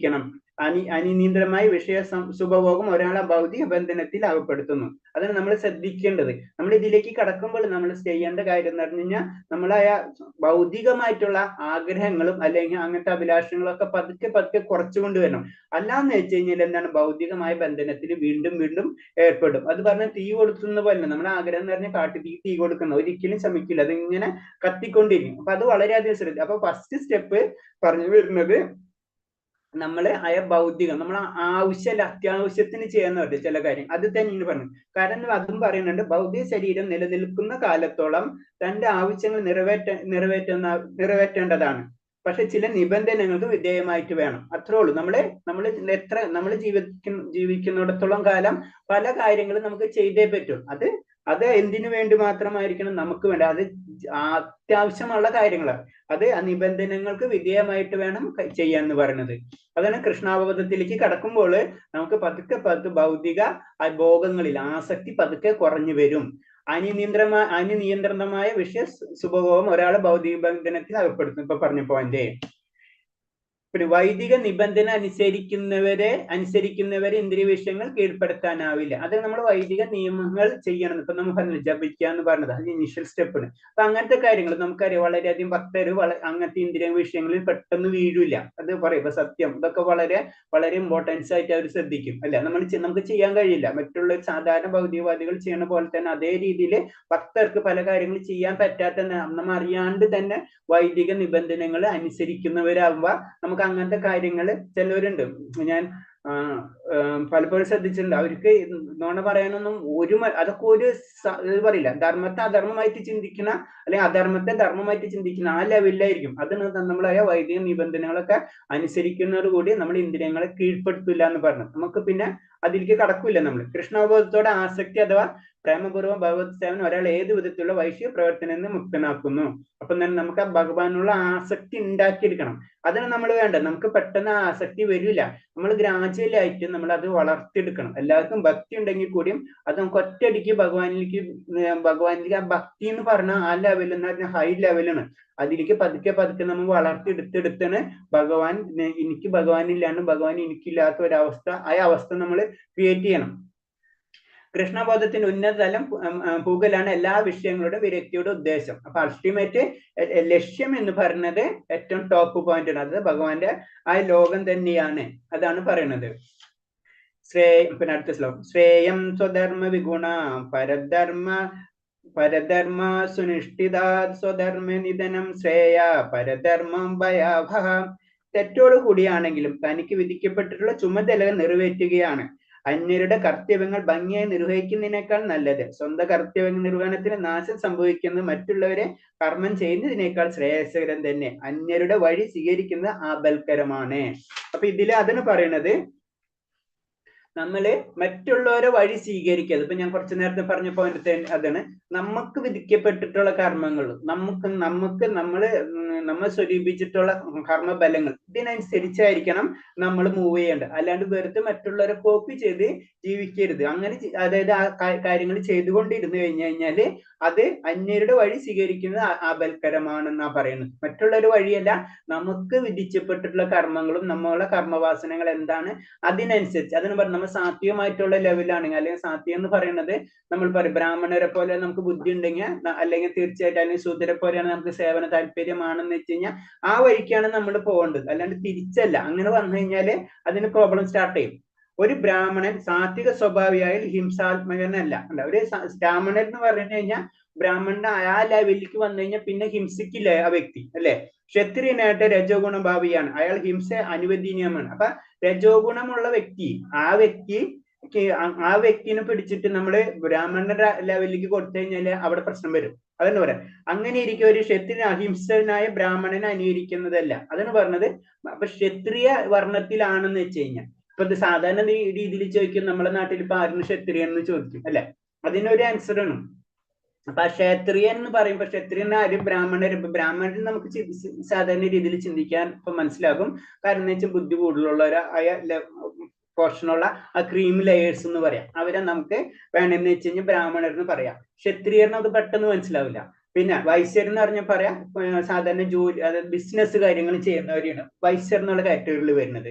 ശൂദ്രൻ എന്ന് പറഞ്ഞാൽ എല്ലാവരും, എല്ലാ സർവീസ് ലെവലിൽ ചെയ്യുന്നത് എല്ലാവരും ശൂദ്രന്മാരെന്നാണ് പറയാം. അപ്പൊ ഇതിൽ പറയണെന്ന് വെച്ച് കഴിഞ്ഞാൽ ഇത് നമ്മളിപ്പോ ജനറൽ ആയിട്ടുള്ള നമ്മളെ അവബോധം, നമ്മളെ കൺസെപ്റ്റ് അതാണ്. അപ്പൊ ഇതിൽ പറഞ്ഞത്, അതായത് ക്ഷത്രിയ എന്നുള്ള കാറ്റഗറി വരുന്നത് എന്ന് വെച്ച് കഴിഞ്ഞാൽ അവർക്ക് എന്ത് ഭരണം, ആ കൺട്രോൾ ആണ്. ഇപ്പൊ നമ്മളെ രീതിയിൽ പൊളിറ്റീഷ്യൻസ് എന്ന് വേണമെങ്കിൽ നമുക്ക് പറയാം. പക്ഷെ ഇതിൽ കാര്യം എന്ന് വെച്ചാൽ പൊളിറ്റീഷ്യൻസിനെ നമ്മളെ ഭൗതികമായിട്ട് നമുക്ക് കമ്പയർ ചെയ്യാൻ പറ്റില്ല. ഇപ്പൊ നമ്മൾ മനസ്സിലാക്കേണ്ടത് ഇത്രേ ഉള്ളൂ. ഇപ്പൊ നമ്മൾ ഒരു ഈവെന്റിന് പോവാണെന്ന് വെച്ച് കഴിഞ്ഞാൽ അവിടെ ശ്രദ്ധിച്ചു കഴിഞ്ഞാൽ അറിയാം, അവിടെ ബുദ്ധിയുള്ള വിഭാഗക്കാരുണ്ടാവും. ആ ഈവെന്റ് കൺട്രോൾ ചെയ്യണ കുറച്ച് വിഭാഗക്കാരുണ്ടാവും. അതിന് ഇതേപോലെ തന്നെ ഫൈനാൻഷ്യലി ചെയ്ത് അതിന് കാര്യങ്ങൾ ചെയ്യുന്ന ആൾക്കാരുണ്ടാവും. കുറെ വർക്കേഴ്സ് ഉണ്ടാവും. നമ്മൾ ശ്രദ്ധിച്ചാൽ അറിയാം. അപ്പൊ അതിൽ തന്നെ മനസ്സിലാവും. അങ്ങനെയാണ് പറയുന്നത്. അപ്പൊ ഓരോരുത്തർക്കും ഓരോ കാര്യങ്ങൾ ചെയ്യുന്നതിനായിരിക്കും ഇഷ്ടം. ഇപ്പൊ നമ്മൾ അമ്പലത്തിലെ സേവ ചെയ്യണമെന്ന് വെച്ച് കഴിഞ്ഞാൽ അതിൽ തന്നെ നമുക്ക് നോക്കിക്കഴിഞ്ഞാൽ ഒരു 10 പേരുണ്ടെങ്കിലും 10 ചോയ്സ് ആയിരിക്കും ചിലർക്ക്. ചിലർക്ക് പറഞ്ഞ പോലെ എന്താ പറയാ പാട്ടുകൾ, അതായത് കീർത്തനങ്ങൾ ചെയ്യാനായിരിക്കും ഇഷ്ടം. ചിലവർക്ക് എന്ന് പറഞ്ഞ് ഭഗവാനെ അലങ്കരിക്കാനായിരിക്കും ഇഷ്ടം. ചിലർക്ക് ഭഗവാന് ഇത് ചെയ്തു കൊടുക്കാനായിരിക്കും, ഏതാ പ്രസാദം, അതായത് നിവേദ്യങ്ങൾ ചെയ്തു കൊടുക്കാനായിരിക്കും ഇഷ്ടം. ചിലവർക്ക് ആ ഏരിയ ക്ലീൻ ചെയ്യാനായിരിക്കും ചിലവർക്ക് ഇഷ്ടം. ചിലവർക്ക് എന്ന് വെച്ച് കഴിഞ്ഞാൽ അത് മുഴുവൻ മാനേജ് ചെയ്യാനായിരിക്കും ഇഷ്ടം. അങ്ങനെ പല ലെവലും കാണാൻ പറ്റും. അതാണ് പറഞ്ഞത്. അപ്പൊ ആയ ധർമ്മമാണ് നമ്മൾ, ആ ധർമ്മം എന്ന് പറഞ്ഞാൽ അതാണ് പറഞ്ഞാൽ. അത് നമ്മൾ മാറ്റിക്കഴിഞ്ഞാൽ നമുക്കിപ്പോ പാട്ട് പാടുന്നതിനെ പിടിച്ചിട്ട് നമ്മൾ ഭക്ഷണം ഉണ്ടാക്കി കഴിഞ്ഞാൽ അവിടെ പ്രശ്നം, രണ്ടുപേരും പ്രശ്നമായി. അപ്പൊ അതിന് പറഞ്ഞാൽ നമ്മൾ ചെറിയ തെറ്റുണ്ടെങ്കിലും നമ്മളത് തെറ്റ് ചെയ്തിട്ടാണെങ്കിൽ കൂടി നമ്മളെ ധർമ്മം നമ്മൾ സ്വീകരിക്കാം. അതിന് പറഞ്ഞത് ഇവിടെ അങ്ങനെയിരിക്കും ഒരു ക്ഷത്രിയൻ അഹിംസാനിരതനായ ഒരു ബ്രാഹ്മണൻ അനുകരിക്കുന്നത് ഹിംസയുടെ ചട്ടങ്ങൾ അനുസരിച്ച് പൊരുതി തോൽക്കുന്നതാണ് ഉത്തമം എന്ന് മനസ്സിലായാൽ. അപ്പൊ അവിടെ അത് തെറ്റാണ്. അപ്പൊ ഒരു രാജസ്യമായിട്ടുള്ള ക്ഷത്രിയനാണെങ്കിൽ ക്ഷത്രിയന്റെ ഡ്യൂട്ടി ചെയ്യുക, അല്ലാണ്ട് ബ്രാഹ്മണന്റെ കോപ്പി ചെയ്യാൻ പാടില്ല. അതാണ് അതാണ് സ്വധർമ്മങ്ങൾ. ആ ലെവലിൽ നിന്ന് നമ്മൾ മനസ്സിലാക്കേണ്ടത്. അല്ലാണ്ട് ഇപ്പൊ കാലത്ത് നമ്മൾ സ്വധർമ്മങ്ങൾ എന്ന് പറയുമ്പോൾ നമുക്ക് പെട്ടെന്ന് മനസ്സിലാക്കും. ഇപ്പൊ കാലത്ത് കാരണം അതൊക്കെ ഉണ്ടായിരുന്നു, പല കാര്യങ്ങളും അറിയാൻ നമുക്ക് അതൊക്കെ പലപ്പോഴും നമ്മളിത് പോയി കഴിഞ്ഞു. അപ്പൊ ഇതിന്ന് ഈ കാര്യമാണ് മനസ്സിലാക്കേണ്ടത്. രണ്ടാമതെന്ന് പറഞ്ഞു കഴിഞ്ഞാൽ നമ്മൾ അത്തരം താഴ്ന്ന ലെവലാണ് നമ്മൾ ഇനീഷ്യൽ സ്റ്റെപ്പ് തൊട്ട് തുടങ്ങുന്നത്. അതിന് ഭഗവാന്റെ നാമജപം തുടങ്ങി ചൈതന്യ മഹാപ്രഭു പറഞ്ഞു അത് ചെയ്താലോ അടുത്ത സ്റ്റെപ്പിലേക്ക് നമുക്ക് കയറാൻ പറ്റുള്ളൂ. നമുക്ക് അത്രയും നമ്മളെ ലെവല് താഴ്ന്നുപോയി. കാരണം നമുക്കറിയാം ഒരു പൂജ ചെയ്യുമ്പോൾ, നമുക്കറിയാം ഒരു പൂജ നമ്മുടെ നാട്ടിൽ വീട്ടിലൊരു പൂജ ചെയ്യിക്കുമ്പോ ആ പൂജയിൽ ചെയ്യുന്ന ബ്രാഹ്മണൻ ആര്, പൂജാരി അല്ലെ ബ്രാഹ്മണൻ ആരെങ്കിലും ആയിക്കോട്ടെ, അവര് എത്ര ക്വാളിറ്റി ഉണ്ടോന്ന് നമുക്കറിയില്ല. അവര് മന്ത്രങ്ങൾ ചെയ്യുന്നത് ആ മന്ത്രം ശരിയാണെന്നോ അത് കറക്റ്റ് പ്രൊണൗൺസിയേഷൻ ആണോ നമുക്കറിയില്ല. മന്ത്രങ്ങൾ അതിന്റെ കറക്റ്റ് ലെവലിൽ പറയണം. രണ്ടാമത്തെ പോയിന്റ് എന്ന് പറഞ്ഞാൽ നമ്മൾ കൊടുക്കുന്ന ദ്രവ്യങ്ങൾ, അതായത് പൂജാ കാര്യങ്ങൾ, അതിൽ എത്ര മായം ചേർന്നിട്ടുണ്ടെന്ന് ആരും അറിയില്ല. ഇപ്പൊ തിരിച്ചാണ്, മായമില്ലാത്ത വസ്തു കിട്ടാത്ത, ഇപ്പൊ തിരിച്ചായിപ്പോയി. അതായത് മായം ചേർക്കാത്തതല്ല, നേരെ ഓപ്പോസിറ്റ്. അതായത് മായം ചേർക്കാത്തത് ഇപ്പൊ മായം ചേർക്കാത്തതേ ഉള്ളൂ ഇപ്പൊ, അല്ലെ മായം ചേർത്തതേ ഉള്ളൂ, വേറെ ഒന്നും നമുക്ക് കിട്ടാനില്ല. അങ്ങനത്തെ അവസ്ഥയിലേക്ക് മാറിക്കഴിഞ്ഞു. അതേ ഇപ്പൊ ഈ 3 കാര്യങ്ങളുണ്ടല്ലേ. അപ്പൊ ബ്രാഹ്മണൻ ശുദ്ധിയുള്ളായിരിക്കണം, മന്ത്രങ്ങൾ കറക്റ്റായിട്ട് അറിയുന്നവരായിരിക്കണം, അതേപോലെ തന്നെ അത് ദ്രവ്യങ്ങൾ, ഇതൊക്കെ പ്യൂരിറ്റി ആയിരിക്കും. അപ്പൊ അത്ര ഒന്നും ഇല്ല ഈ ലോകത്ത്, അതൊക്കെ വളരെ അപൂർവങ്ങളുള്ളൂ. അപ്പൊ നമ്മള് ചെയ്യേണ്ടത്, അപ്പൊ ഇവിടെ ഏറ്റവും പ്യൂർ ആയിട്ടുള്ള ഫോം എന്ന് പറഞ്ഞത് ഭഗവാന്റെ നാമം മാത്രമേ ഉള്ളൂ. അത് കലിയുഗത്തിന്റെ പ്രത്യേകതയാണ്. അത് നമ്മൾ ഓരോരുത്തരെ നീ ചെയ്ത് ശരിയല്ല, നീ ഇങ്ങനെ ചെയ്തെന്ന് പറഞ്ഞിട്ട് കാര്യമില്ല. എല്ലാവരും അങ്ങനെയാണ്. നമ്മൾ വളരെ ശ്രദ്ധിച്ചു നോക്കി കഴിഞ്ഞാൽ നമ്മൾ മറ്റുള്ളവരെ കുറ്റം പറയാന്നല്ലാണ്ട് ഇൻഡയറക്റ്റ് ആയിട്ട് നോക്കി സമൂഹം അങ്ങനെ, സമൂഹത്തിലെ ഒരു പാർട്ടാണ് ഞാനും, അല്ലെ. അപ്പൊ അതാണ് ശ്രദ്ധിക്കുന്നത്. അത് കലിയുഗത്തിന്റെ പ്രത്യേകത. കലിയുഗത്തിൽ അതാണ് പറഞ്ഞിട്ടുള്ള നാമജപം മാത്രമേ ഉള്ളൂ ഏറ്റവും പ്യുവർ ഫോം. അതാണ് നാമം ജപിക്കാൻ പറയുന്നത്. നമ്മൾ ഈവൻ നമ്മൾ ഏതെങ്കിലും പൂജാ ചടങ്ങുകളിലൊക്കെ ചെന്ന് കഴിഞ്ഞാലും മറ്റുള്ളവർ പറയാൻ എന്താണ്, പൂജാരി ആയാലും പറയും നാമം ജപിക്കാൻ പറയും, അല്ലെ. അതെന്താണ് അതിന്റെ കാരണം? നമ്മൾ അത്തരം പതിതമായ ആത്മാക്കളാണ്. നമുക്ക് ചെയ്യാൻ പറ്റുന്നത് ആ ഭഗവാന് കൊടുക്കാൻ പറ്റുന്ന ആ നാമം ജപം മാത്രമുള്ളൂ. അതിന് നാമം ജപിക്കാൻ പറയുന്നത്. പിന്നെ ഇതേപോലെ തന്നെ ഇതൊക്കെ നമുക്ക് വിടാം. പിന്നെ ഇതിൽ പറഞ്ഞു വരുന്നത്, ഓക്കെ, ഇതിൽ പറയാനുണ്ടോ അവിടെ?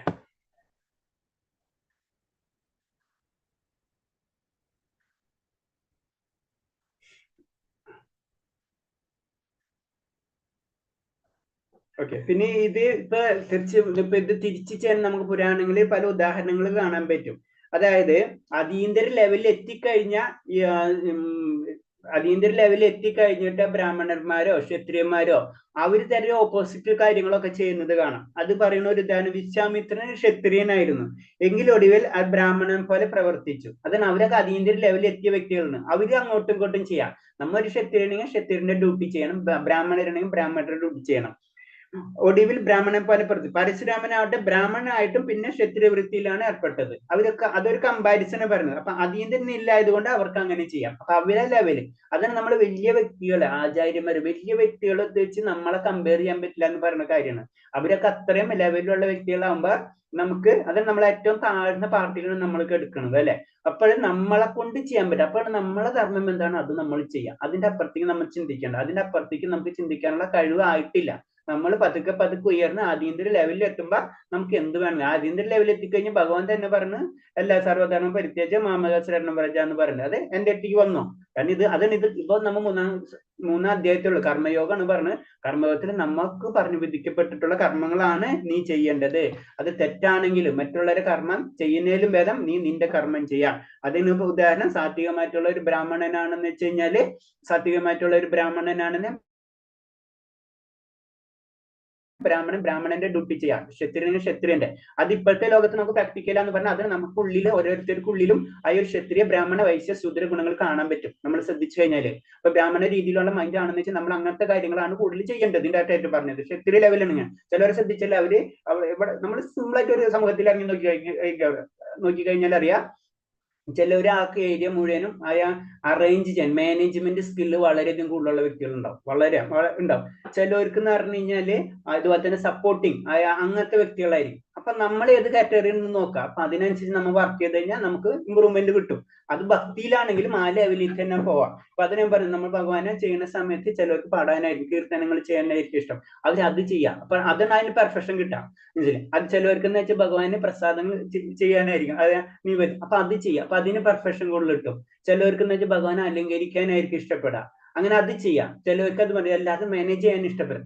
എന്ത് തന്നെയാലും അവിടെ ഒരു പോയിന്റ് എന്താണ്, ഭഗവാനാണ്, ഭഗവാന് വേണ്ടിയാണ് എല്ലാ കാര്യങ്ങളും. അപ്പൊ എന്താ, കീർത്തനം ചെയ്ത വ്യക്തിക്കാണെങ്കിലും അവിടെ അടിച്ച് ക്ലീൻ ചെയ്യുന്ന വ്യക്തിക്കാണെങ്കിലും ബലം ഒന്ന് തന്നെയാണ്. അപ്പൊ അവൻ ക്ലീൻ ചെയ്യല്ല, ഞാൻ കീർത്തനം ചെയ്യുന്നുള്ള അവിടെ ഡിഫറൻസ് ഇല്ല. ഭഗവാന്റെ മുന്നിൽ എല്ലാവരും അവരവരെ സ്വയം കർമ്മങ്ങൾ ചെയ്ത് ഭഗവാനെ സന്തോഷിപ്പിക്കുകയാണ് ചെയ്യുന്നത്. ആ ലെവലിലാണ് നമ്മൾ മനസ്സിലാക്കേണ്ടത്. അപ്പൊ നമ്മളിപ്പോ ഈ ക്ലാസ്സസ് തന്നെ, ഈ ക്ലാസ്സസ് നമുക്കറിയാം എന്തോരം വ്യക്തികൾ ബാക്ക്ഗ്രൗണ്ടിൽ വർക്ക് ചെയ്യുന്നുണ്ടാവും. അപ്പൊ അവർക്ക് എല്ലാവർക്കും അതിന്റെ ഒരു ഇത് കിട്ടുന്നുണ്ട്. കാരണം എന്ന് വെച്ചാൽ എല്ലാവരും അൾട്ടിമേറ്റ് ഭഗവാനിലേക്കാണ് കണക്ട് ചെയ്യുന്നത്, ഭഗവാന് വേണ്ടിയാണ് എല്ലാ കാര്യങ്ങളും ചെയ്തുകൊണ്ടിരിക്കും. അതാണ് നമ്മളെ കർമ്മം, അതാണ് നമ്മൾ കൊണ്ട് ചെയ്യാൻ, നമ്മളെ കർമ്മങ്ങള് നമ്മൾ ചെയ്യണമെന്ന് പറയുന്നത്. അങ്ങനെ ചെയ്യാതിരുന്നു കഴിഞ്ഞാൽ നമുക്ക് അതിന്റെ പ്രോബ്ലംസ് ഉണ്ടാവും. കാരണം ഭഗവാന്റെ ആജ്ഞ നമ്മ നിറവേറ്റാത്തത് പോലെയാകും. അടുത്ത ശ്ലോകം. അർജുന ഉവാച അദക്കേന പ്രയുക്തേയം പാപം ചരതി പുരുഷഃ അന്നിച്ഛന്നപി വാർഷ്ണേയ ബലാദിന നിയോജിത. അർജുനൻ പറഞ്ഞു, വാർഷ്ണേയ, ഏതിനാലാണ് ഒരാൾ തനിക്ക് ഇഷ്ടമില്ലെങ്കിലും ബലാത്കാരേണ പോലെ പാപം ചെയ്യാൻ പ്രേരിപ്പിക്കുന്നത്. ഇത് വളരെ ഇമ്പോർട്ടന്റ് ആണ് അല്ലെ. ആർക്കും ഒരു വ്യക്തിക്കും പാപം ചെയ്യാൻ ഇഷ്ടമല്ല. നമ്മൾ സിമ്പിൾ ആയിട്ട് അറിയാം, ഒരാൾക്കും നമ്മൾ ആരോടും ചോദിച്ചാൽ എനിക്ക് ഒരാൾ ഉപദ്രവിക്കാൻ ഇഷ്ടമില്ല എന്ന് എല്ലാവരും പറയാം, അല്ലെങ്കിൽ എനിക്ക് അങ്ങനെ ചെയ്യാൻ ഇഷ്ടമല്ല, എല്ലാതും എനിക്ക് സാധ്യമായിട്ടുള്ള കാര്യങ്ങൾ ചെയ്യാൻ ഇഷ്ടമുള്ളൂ. പക്ഷെ എന്നാലും നമ്മൾ അത് ചെയ്തു പോകുന്നു. അതാണ് അർജുനൻ തന്നെ ചോദിക്കുന്നത്, വാർഷ്ണ, എന്തിനാണ് ഒരാൾ തനിക്ക് ഇഷ്ടമില്ലെങ്കിൽ പോലും ബലാത്കാരേണ പോലെ പാപം ചെയ്യാൻ പ്രേരിപ്പിക്കുന്നത്. പാപം ചെയ്യാൻ ഒരു വ്യക്തിക്ക് ഇഷ്ടമല്ല, പക്ഷെ ആ വ്യക്തി പാപം, പല വ്യക്തികളും നമ്മൾ അറിയാതെ അറിഞ്ഞോ ഒക്കെ നമ്മൾ പാപം ചെയ്യുന്നുണ്ട്. അതിന്റെ കാരണം എന്താ? അതാണ് ഭഗവാനോട് അർജുനൻ ചോദിക്കുന്നത്. അപ്പൊ അതിന് പറയുന്നത്,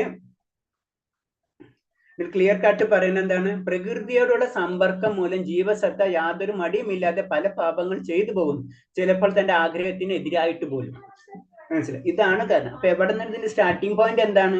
നമുക്ക് പാപങ്ങൾ ചെയ്യാൻ്റെ ആ സ്റ്റാർട്ടിങ് എന്ന് പറയുന്നത് അത് പ്രകൃതിയുടെ ആ ത്രിഗുണങ്ങളാണ്. ആ ത്രിഗുണങ്ങളിൽ നിന്നാണ് നമ്മളിത് തുടങ്ങുന്നത്.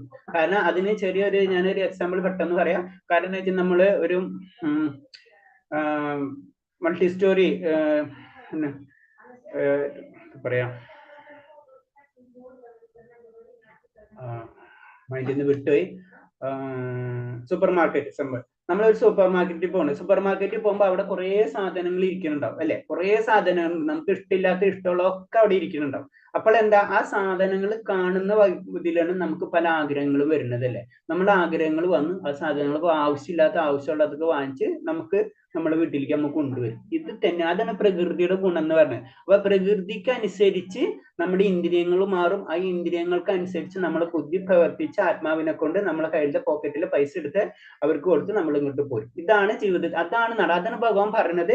പ്രകൃതിയോടുള്ള ആ സമ്പർക്കം മൂലം യാതൊരു മടിയുമില്ലാത്ത പല പാപം, നമുക്കായ ആഗ്രഹങ്ങൾ നമ്മൾ തീർക്കാൻ വേണ്ടി നമ്മ അറിയാതെ നമ്മൾ പാപങ്ങൾ ചെയ്യുന്നു. അതാണ് സൂപ്പർ മാർക്കറ്റിന്റെ കഥ പറഞ്ഞത്. അതാണ് ഇതിൽ പറയുന്നത്. അപ്പൊ ഭഗവാൻ ഞാൻ ആൻസർ കറക്റ്റ് ആയിട്ട് പറയുന്നുണ്ട്. ശ്രീ ഭഗവാനുവാച കാമ ഏഷ ക്രോധ ഏഷ രജോ ഗുണ സമുദ്ഭവ മഹാസനോ മഹാപാപ്ന വിദ്യോ നമിഹ വൈര്യനം. ശ്രീ ഭഗവാൻ പറഞ്ഞു, അല്ലേ അർജുന, രജോ ഗുണമായുള്ള സമ്പർക്കത്തിൽ നിന്നുണ്ടായതും പിന്നീട് ക്രോധമായി തീരുന്നതുമായ കാമങ്ങളാണ് ഇങ്ങനെ പ്രേരിപ്പിക്കുന്നത്. എല്ലാം നശിപ്പിക്കുന്ന മഹാപാപമാണ് ഈ ലോകത്തിന്റെ ശത്രു. അപ്പൊ ഇത് പറയണത്, കാരണം ശരിക്കും നമുക്ക് വേറെ രീതി പറഞ്ഞു കഴിഞ്ഞാൽ ഭൗതിക ലോകം എന്ന് പറയുമ്പോൾ സാധാരണ രീതിയിൽ ഏറ്റവും കൂടുതലുള്ളതെന്ന് പറഞ്ഞു കഴിഞ്ഞാല് രജോ ഗുണാണ്. രജോ ഗുണത്തിന്റെ പ്രത്യേകത എന്ന് പറഞ്ഞാൽ ആഗ്രഹങ്ങൾ, വളരെ ആഗ്രഹങ്ങൾ കൂടുതലുള്ള ഇതായിരിക്കും രജോ. അപ്പൊ ഒരു 90% തന്നെ പറഞ്ഞു, 90 എന്നല്ല ഏകദേശം 100%ഉം രജോ ഗുണമുള്ള വ്യക്തികളായിരിക്കും കൂടുതലുണ്ടാവുക ഈ ലോകത്ത്. അപ്പൊ രജോ ഗുണത്തിൽ, അതാണ് രജോ ഗുണ സമ്പർക്കത്തിൽ നിന്ന്. അപ്പൊ രജോ ഗുണ സമ്പർക്കത്തിൽ വരുന്നതോടുകൂടി നമുക്ക് എന്താണ്, നമ്മൾക്ക് ആ ആഗ്രഹം വരും. അപ്പൊ നമുക്ക് ആഗ്രഹങ്ങളുണ്ട് അല്ലെ, ആ ആഗ്രഹങ്ങൾ തീർക്കുന്നതിന് വേണ്ടിയാണ് പല കാര്യങ്ങളും നമുക്ക് ഇഷ്ടമില്ലെങ്കിൽ കൂടിയും നമ്മൾ പറയുന്നത്. ഒരു കാര്യം നമുക്ക് എന്തെങ്കിലും കിട്ടണം എന്ന് വിചാരിച്ച് നമ്മൾ അറിയാണ്ട് തന്നെ അത് നമ്മൾ ചീറ്റിങ്, അതൊക്കെ നമ്മൾ ഇൻഡയറക്റ്റ് ആയിട്ട് വരണം. അതിൽ നിന്ന് എന്തെങ്കിലും രക്ഷപ്പെടാം. നമ്മൾ എന്തൊരു കാര്യം, പല കാര്യങ്ങളും നമ്മൾ ശ്രദ്ധിച്ചാൽ അറിയാം, ആ ആഗ്രഹം തീർക്കുന്നതിന് വേണ്ടിയാണ് നമ്മൾ പല കാര്യങ്ങളും ചെയ്യുന്നത്. അപ്പൊ ആഗ്രഹം എവിടെ നിന്ന് വരുന്നത്? അത് ഭൗതിക പ്രകൃതിയിൽ നിന്ന് വരും. ഭൗതിക പ്രകൃതിയിലെ 3 ഗുണങ്ങളിൽ നിന്ന് വരും. അപ്പൊ രജോ ഗുണാണ് ഭൗതികത്തിലെ ഏറ്റവും കൂടുതൽ. അപ്പൊ ആഗ്രഹങ്ങളായിരിക്കും, ആ ആഗ്രഹം തീർക്കുന്നതിന് വേണ്ടി ആത്മാവ് അത് വർക്ക് ചെയ്യണം. അപ്പൊ ആത്മാവിന് ഇഷ്ടമുണ്ടായിട്ടല്ല ചെയ്യണത്. വേറൊരു രീതി പറഞ്ഞു കഴിഞ്ഞാൽ ചിലപ്പോൾ പറയാറില്ലേ, ചില കുട്ടികൾ ചില സ്ഥലത്ത് ചെന്നിട്ട് അവൻ കൂട്ടുകെട്ടിപ്പോയിട്ട് അവൻ നല്ല കുട്ടിയാണ്, പക്ഷെ അവൻ ആ കൂട്ടുകെട്ടി ചെന്നു കാരണം കൊണ്ട് അവന്റെ സ്വഭാവം മാറി എന്ന് പറഞ്ഞ പോലെ നമ്മൾ ആ കൂട്ടുകെട്ട്, അതാണ് ഭൗതിക പ്രകൃതി എന്ന് പറയുന്നത്. അതാണ് എല്ലാം നശിപ്പിക്കുന്ന ഈ മഹാപാപമാണ് ഈ ലോകത്തിന്റെ ശത്രു. അപ്പൊ അതിനൊരു ഉദാഹരണം അടക്കം പറഞ്ഞത്, പാല് പുളി രസത്തിന്റെ സമ്പർക്കത്തെ തൈരാറുന്നത് പോലെ കൃഷ്ണ പ്രേമം കാമമായി മാറുന്നു. അത് നമ്മുടെ ഉള്ളിൽ എപ്പോഴും ഉള്ളത് പ്രേമമാണ്, ഭഗവാനുള്ള ആ പ്രേമം മാത്രമാണ് എല്ലാവരുടെ ലൈഫിൽ അല്ലെ എല്ലാവരുടെ ഹൃദയത്തിലുള്ളത്. ഭഗവാനോടുള്ള പ്രേമമാണ്, ആ ആനന്ദമാണുള്ളത്. പക്ഷെ അതെന്താ സംഭവിക്കുന്നത്? ഈ ഭൗതിക പ്രകൃതിനായിട്ട് സമ്പർക്കത്തിൽ വരുന്നത്. അതിന് പാല് പുളിരസത്തിൽ ചേരുമ്പോൾ തൈരായി മാറുന്നത് പോലെ കൃഷ്ണപ്രേമം കാമമായി മാറുന്നു എന്നാ പറയുന്നത്. ഈ മായയെ, ഈ പൂർത്തിയാകാത്ത കാമം ക്രോധമായും ക്രോധം മിഥ്യയായി മാറുന്നു. അപ്പൊ നമുക്ക് എല്ലാ ആഗ്രഹങ്ങളും നടക്കില്ല. അപ്പൊ നമുക്ക് അത് ദേഷ്യം വരും. അപ്പൊ ദേഷ്യത്തിനനുസരിച്ച് പലതും നമ്മൾ വർക്ക് ചെയ്യും. അപ്പൊ നമുക്ക് ഈ ലോകം, നമുക്ക് അതൊരു മിഥ്യ, അതൊന്നും നമുക്ക് അത്രയും പ്രശ്നങ്ങളിലേക്ക് നമ്മൾ മാറിക്കൊണ്ടിരിക്കും. ഈ മായ ഭൗതിക സൃഷ്ടി നിൽക്കുന്നു. കാമമാണ് ശുദ്ധ ജീവാത്മാവാണ് ഭൗതിക ലോകത്തിൽ ബന്ധസ്ഥനാകുന്നത്. അപ്പൊ ഈ കാമമാണ്, ഈ ആഗ്രഹമാണ്. ആ ആഗ്രഹത്തിന് വേണ്ടി പല കർമ്മങ്ങൾ നമ്മൾ ചെയ്യും.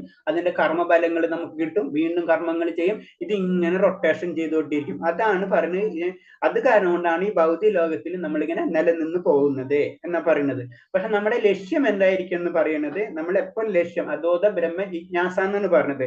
അധോത ബ്രഹ്മ ജിജ്ഞാസ എന്ന് പറഞ്ഞു കഴിഞ്ഞാല്, കാരണം എന്ന് വെച്ച് കഴിഞ്ഞാൽ നമ്മൾ സത്യത്തെ അന്വേഷിച്ചു കൊണ്ടിരിക്കണം അല്ലെ. അപ്പൊ ആ സത്യം എന്ന് പറഞ്ഞെന്ന് വെച്ച് കഴിഞ്ഞാൽ എന്താണ്?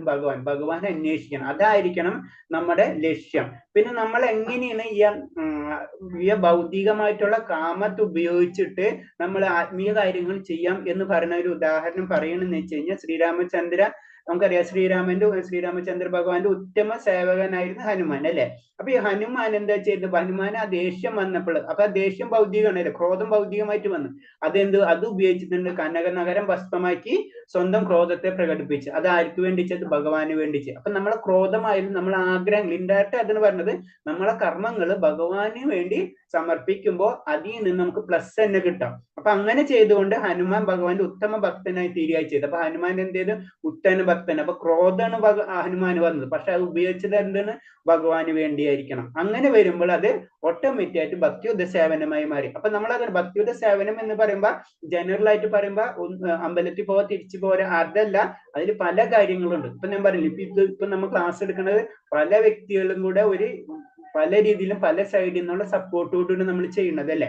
അപ്പൊ അവരൊക്കെ ഇൻഡയറക്റ്റ് ആയിട്ട് ഭക്തിയുദ്ധ സേവനത്തിൽ ഏർപ്പെട്ടുകൊണ്ടിരിക്കുകയാണ്. ഇപ്പൊ മാതാജിമാരായാലും നിങ്ങൾ വിളിക്കണം, സംസാരിക്കണം, നമ്മൾ ക്ലാസ് എടുക്കണം, മറ്റുള്ളവർ സ്ലൈഡ് ഉണ്ടാക്കി തരണം, അതിന്റെ സൂം കാര്യങ്ങൾ ചെയ്യണം, അഡ്മിനിസ്ട്രേഷൻ ചെയ്യണം. ഇതേപോലെ തന്നെ നാമനിഷ്ഠ പ്രഭു ജീവിതം മുഴുവൻ കംപ്ലീറ്റ് ജീവിതം മുഴുവനും ബ്രഹ്മചാരിയായിട്ട് സമർപ്പിച്ചിരിക്കുന്നു. അപ്പൊ അങ്ങനെയാണ്. അപ്പൊ അത് ഇസ്കോൺ, അതിന്റെ വലിയ ഓർഗനൈസേഷൻ, അവരെല്ലാവരും ലക്ഷ്യം എന്താണ്? എല്ലാവരിലേക്കും ഭഗവാന്റെ നാമം എത്തിക്കാന്ന് മാത്രമേ ഉള്ളൂ. വേറെ ആർക്കും അതിന് യാതൊരു ഇൻഡിവിജ്വൽ ആയിട്ട് ഒരു ബെനിഫിറ്റും ഇല്ല. അപ്പൊ എന്താണ്? അങ്ങനെ നമ്മൾ മാറണം. അങ്ങനെ മാറുമ്പോൾ എന്താണ്? നമുക്കൊണ്ടാവുന്ന ലെവലിൽ 100%, അത് നമ്മൾ എല്ലാവരും ഗൃഹസ്ഥരാണ്. അപ്പൊ നമ്മളെ കൊണ്ട് ചെയ്യാവുന്ന കാര്യങ്ങൾ, അപ്പൊ ഇൻഡയറക്റ്റ് ആയിട്ട് നമ്മൾ എന്താണ്? ഭഗവാന്റെ കർമ്മസേവനത്തിലേക്ക് നമ്മൾ വന്നുകൊണ്ടിരിക്കണം. അങ്ങനെ നമ്മൾ വന്നുകൊണ്ടിരിക്കാം. അത് പിന്നീട് ഡീറ്റെയിൽ ആയിട്ട് ശ്ലോകങ്ങൾ ഭഗവാൻ പറഞ്ഞു തരുന്നുണ്ട്. നമുക്ക് അത് ചെയ്യാൻ പറ്റിയില്ലെങ്കിൽ അത് ചെയ്യാം, അത് ചെയ്യാൻ പറ്റില്ലെങ്കിൽ അടുത്ത് ചെയ്യാം. ഒന്നും പറ്റാത്തവർക്ക് പറയണത് സാമൂഹ്യ സേവനങ്ങളും ചെയ്യാം. പറഞ്ഞ രീതിയിലുള്ള ധർമാസ്പത്രി, അങ്ങനത്തെ കാര്യങ്ങൾ. ഏറ്റവും അങ്ങനെ എല്ലാ ലെവലുകളും എല്ലാ ശ്ലോകങ്ങളിലും കൂടി നമ്മൾ പറഞ്ഞു വരുന്നുണ്ട്. അപ്പൊ നമുക്ക് ചെയ്യാൻ പറ്റാവുന്ന പോയിന്റ്സുകൾ നമ്മൾ ചെയ്തുകൊണ്ടിരിക്കണം.